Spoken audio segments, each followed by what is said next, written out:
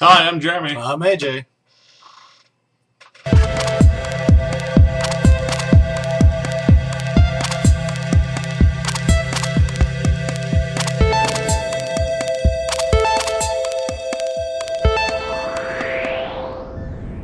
Thank you so much for joining us this wonderful day, and our first story of today. McDonald's! Alright, I'm really happy about this one, at least as a chef. If you've ever had the Big Mac, and you know there's a sauce in there that you're not entirely sure what it is. Some people say it's Thousand Island. I think it's a little bit different.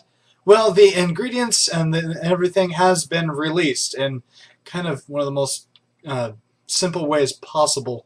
YouTube, yeah.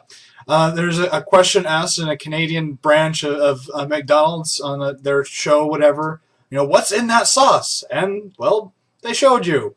Right about here. Turns out it's got mayonnaise, you know, like I thought. It's got paprika. It's got white wine vinegar.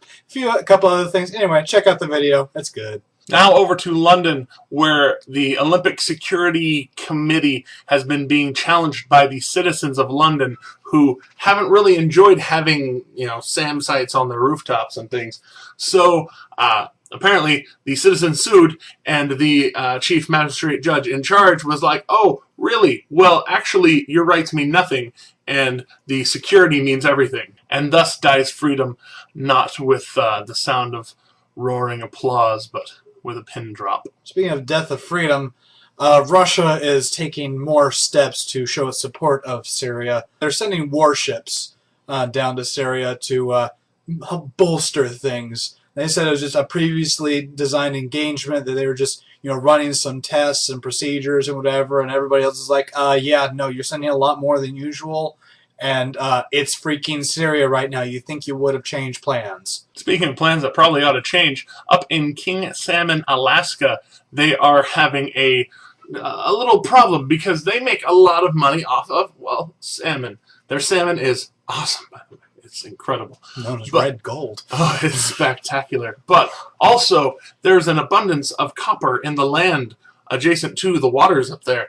And they're having this really heated debate over whether they should open one of the largest open pit mines of the world to mine this copper and risk the waters nearby, or just leave it be. My 2 cents, honestly, leave it be. It's Alaska. It's one of the greatest places on Earth right now because people haven't ruined it with stuff like this. Thing is, for me, if it's done right, mines can actually help the area, but this is also, it looks like a couple foreign companies doing this, and, well, last foreign company I saw doing something mining was the oil spill in the Gulf. Speaking of business, the CNBC has released their yearly thing they've been doing since 2007 of states with the best industry. New number 1, Texas. Well, we've been fighting back and forth with Virginia for a little while. Either way, Virginia has dropped down to 3rd place below Utah now, which I'm also kind of happy about. I was born there, and you have family there. It's nice. Either way, there's comments, people, dissing Texas, whatever, haters. But, yeah. You know what? Haters gonna hate when you live in the greatest state. What up? And we move on to Chicago, where they are having a little bit of a problem. Well, it's a PR problem mainly because their homicide rate has risen about 38% since last year. Now, I would normally take this opportunity to bash the current mayor of that place, Rahm Emanuel, who is a very, very good friend of the president for reasons to do with his allegiance to the president.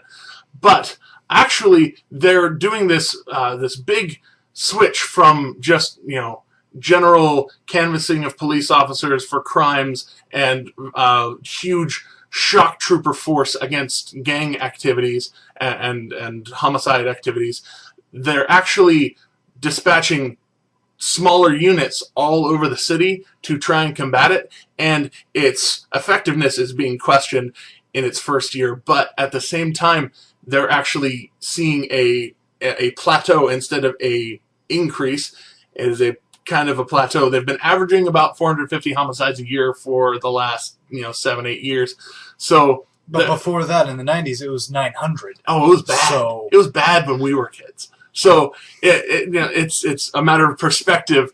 It's bad, but it's not as bad, and it has potential to go forward. So in this particular case, I will say, Rahm Emanuel, good job. Keep fighting crime. And we were in the Middle East earlier, but we're going to end in the Middle East in Egypt. All right, this is kind of a throwback. We talked about the new president of Egypt. And the ousting of the other one. Right.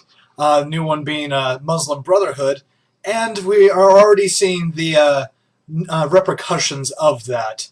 There are already outcries and calls to, well, destroy the pyramids. The Great Pyramids. Those three men. And they have the little one. Really? Now, if you don't know, the Islamic religion tends to do this kind of thing. Already there's calls for possible war crimes for Muslims destroying ancient artifacts in Timbuktu. This for them is nothing. You erase history and make it Muslim history. And the thing is, if we lose this, we lose the last great structures of our ancient world. We lose a massive piece of history. One of the great things that they own currently, the Islamic religion owns what they call the Temple Mount, the old temple of King Solomon. They have been not only dismantling but destroying ancient Jewish history in Jerusalem at the Temple Mount, and not even being secretive about it. They are doing it, and it's condemning our history, which is irreplaceable. You can't replace this stuff once they destroy it. And we had said we weren't quite sure how we feel about this new guy, and everybody likes him over there. But if they're going to destroy history, and these are the same groups of people that gave way to the Holocaust denying Ahmadinejad.